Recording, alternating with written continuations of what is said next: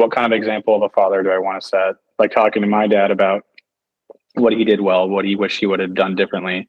Like having a dialogue like that is interesting because when you get older, you start seeing your parents not as like, these superhuman beings, but as like, oh, they're people. They made mistakes. They tried their hardest though. If your parents did, if you had good parents, a lot of people didn't, which is unfortunate. But so that is something to think about. Like how exactly I want to say that, but like be the best version of myself for my son. That's something I think about.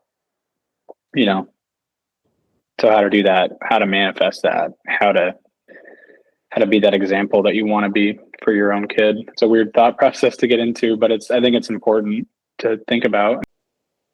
One of the things we kind of talked about on the phone, and I think is like the thing I've been thinking about the most is like how to be a masculine example.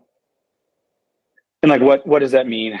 It's like, I don't think of it as like the idea of like a toxic masculine role, where I think a lot of our fathers, our grandfathers, like a lot of our fathers' dads had that like, tough bravado of a man, but not the vulnerable side of like being able to have a open dialogue with your son and with your kids. And like, you kind of left that up to mom, I think, back in that era. And I think that like being masculine, like a true good example of being a masculine man is also like, yeah, being tough, being strong, resilient, being a leader.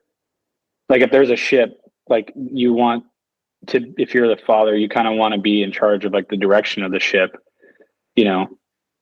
but also being able to have a dialogue, being able to be vulnerable.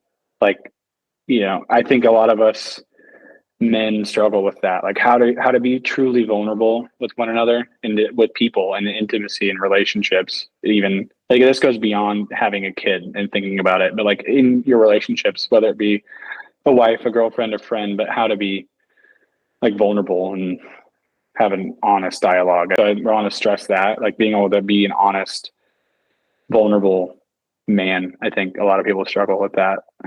I think that's super important to have like a good relationship with your, kids and your wife and everybody, honestly. Yeah, and to have any of those things, got to have a good relationship with ourselves.